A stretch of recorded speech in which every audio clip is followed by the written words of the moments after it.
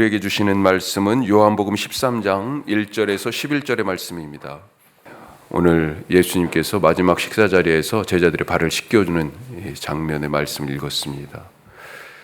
이 말씀 속으로 조금만 더 들어가서 우리가 몇 가지 같이 함께 나누면, 첫 번째로 때를 알며 살아가자 하는 것입니다. 내 때가 사실은 하나님의 때여야 되죠.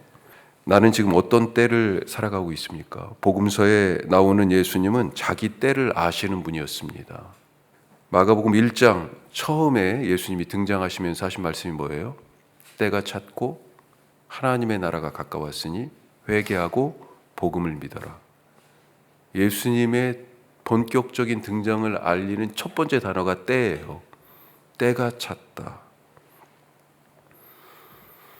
예수님은 자기 때를 준비하며 기다리셨습니다. 그 때가 차기까지 기다리신 거예요. 준비하시고 마치 항아리에 물을 담는 것과 같습니다. 아구까지 차기 전에는 반쯤 찬 거나 99% 찬 거나 똑같아요. 아직 때가 아닌 것입니다. 하루라도 빨리 천국이 여기 왔다, 내가 가지고 왔다, 기다리던 하나님 아들 메시아가 지금 여기 왔다라고 말씀하고 싶지 않으셨을까요? 죄에 매여서 이리저리 끌려다니는 이 사람들 보면서 마음도 아프고 몸도 아픈 그런 사람들을 보시면서 한시라도 빨리 역사의 이 전면에 등장하고 갈릴리에 빨리 나타나셔가지고 내가 바로 너희들이 기다리던 하나님 나라를 가져온 바로 그 사람이다, 일하고 싶지 않으셨을까요? 그것 때문에 세상에 오셨으니까. 하지만 예수님은요, 때를 기다리셨습니다. 때가 차기까지. 어떤 때예요? 내 때이지만 근본적으로는 하나님의 때예요. 그렇죠? 하나님이 정하신 그 때를 기다렸습니다. 가나의 혼인잔치에서 포도주가 떨어졌잖아요. 잔치가 이제 한참 무르익어야 되는데 여기서 그냥 파하게 생겼습니다. 어머니 마리아가 도와주라고 예수님에게 요청하죠. 예수님이 그때 뭐라고 말씀하셨습니까? 아직 내 때가 이르지 않았습니다. 이 때가 무슨 때예요? 포도주에 대한 때잖아요.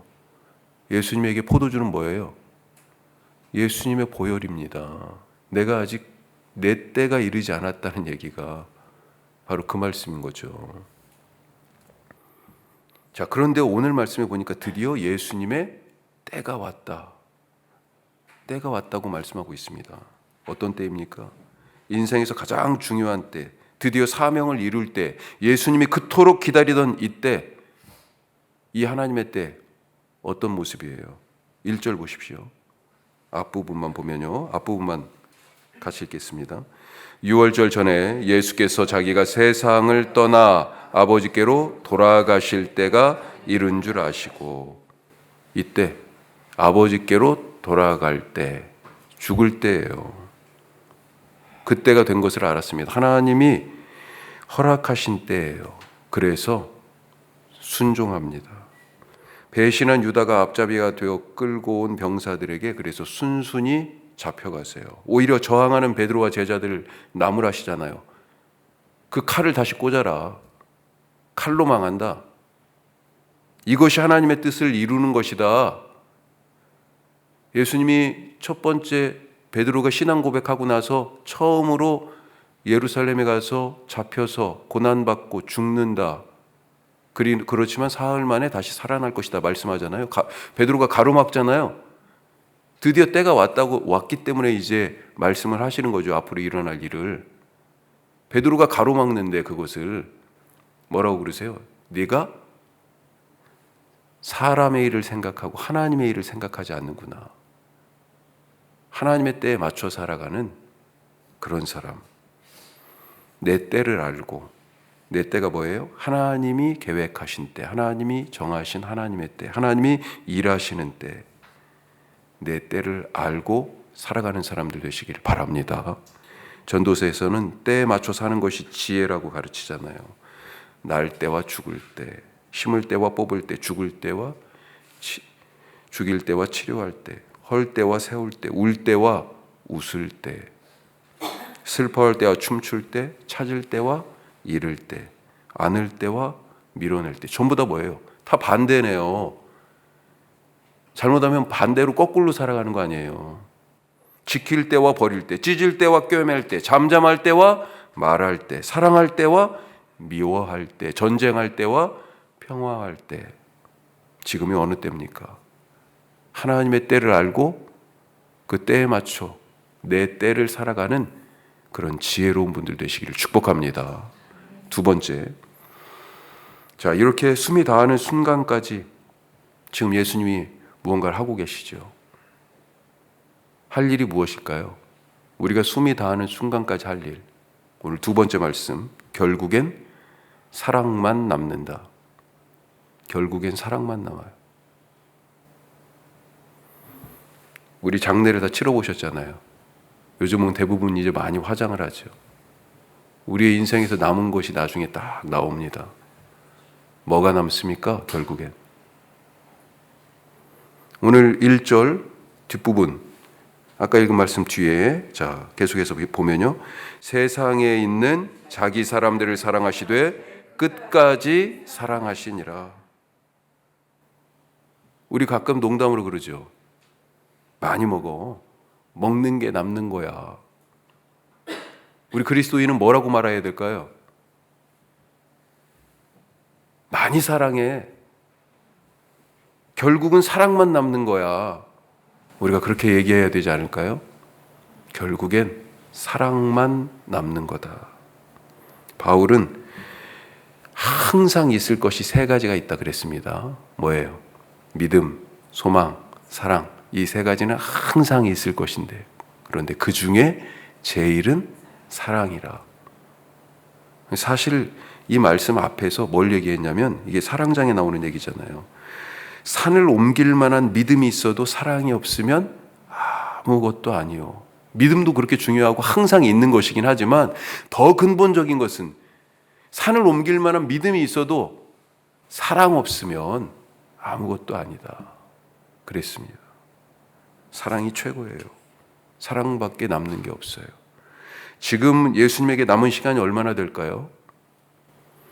시간표상으로 보면 지금이 마지막 식사입니다. 제자들은 이게 마지막 식사인지 몰라요. 이 마지막 식사 자리에서 제자들이 발을 씻기셨습니다. 그리고 식사를 이제 다 마치고 어디 가세요? 감람산에 가시죠. 그 감람산 안에 특정한 곳, 겟세마네 동산. 늘 여기에 오시면 자주 제자들하고 기도하러 가셨던 곳. 유다도 알잖아요, 거기를. 그래서 군사들 데리고 갔죠. 깜깜한 밤에 아무것도 안 보이는데. 그리고 나서 그 자리에서 기도하시고 나서 붙잡히시고 이 다음 날, 이 밤에, 이 밥 먹고 밤에 거기서 붙잡혀서 그 다음 날 아침에 죽으시는 거예요. 채 이 땅에서의 시간이 12시간도 안 남았습니다. 이 마지막 시간 무엇을 하고 계세요, 예수님이? 자기 사람들을 사랑하시되 끝까지 사랑하시니라. 오늘 우리가 그런 마음으로 살아갈 수 있길 바랍니다. 더 이상 시간이 없구나. 더 이상 시간이 없구나. 끝까지 사랑하는 해야 되는구나. 결국 남는 건 사랑밖에 없구나. 오늘 세 번째 말씀. 자기 일을 하라. 자기 일을 하라. 제자들은 이 식사의 의미를 잘 모릅니다. 어제도 먹었잖아요. 예수님 처음 만났을 때부터 같이 그냥 식사했잖아요. 같이 함께 살았으니까. 오늘 낮에도 같이 먹었어요. 내일도 당연히 이런 식사 자리는 있을 거예요. 제자들은 지금 이 저녁이 이제 더 이상 예수님하고 둘러앉을 수 없는 마지막 식사 자리인 줄 몰랐어요. 하지만 예수님에게는 마지막 자리죠. 제자들에게 하신 것처럼 예수님이 이 식사 자리에서 유다에게도 똑같이 포도주에 빵을 찍어 주십니다. 27절 보십시오. 27절. 자, 오늘 말씀 뒤로 좀 가서 27절. 유다에게도 자, 포도주에 빵을 찍어서 주셨어요. 27절입니다. 조각을 받은 후 사탄이 그 속에 들어간지라. 이에 예수께서 유다에게 이르시되 내가 하는 일을 속히 하라 하시니. 자, 빵을 찍어 주시면서 뭐라고 그래요? 네가 네 일을 빨리 해. 네 일을 하라고 하십니다. 그리고 나서 30절에 어떻게 돼 있어요? 유다가 그 조각을 받고 곧 나가니 밤이러라. 어디로 들어갔어요? 어둠 속으로 들어갔어요. 사탄에게 이끌려서. 이렇게 유다는 유다의 죄를 위해서 십자가에 못 박히실 그 손으로 떼어주신 그 떡을 받아먹고 예수님이 씻어주신 그 발로 예수님 팔러 갔습니다. 어둠 속으로 들어갔어요. 이것이 유다의 일입니다. 그러면 예수님의 일은 무엇입니까? 예수님은 빵과 포도주를 지금 나누어 주신 것이 아니라 뭘 나누어 주신 거예요? 자기의 몸과 피, 자기의 생명을 나눠 주신 겁니다. 뿐만 아니라 곧 제자들의 발을 씻기셨어요. 제자들의 발을 씻기셨는데 이 제자들의 발이 뭐예요? 조금 후면 이 발로 걸어서 예수님 팔러 갈 그 발들, 도망치는 발, 부인하는 발, 제사장의 하수인이 되어서 예수를 파는 그 발.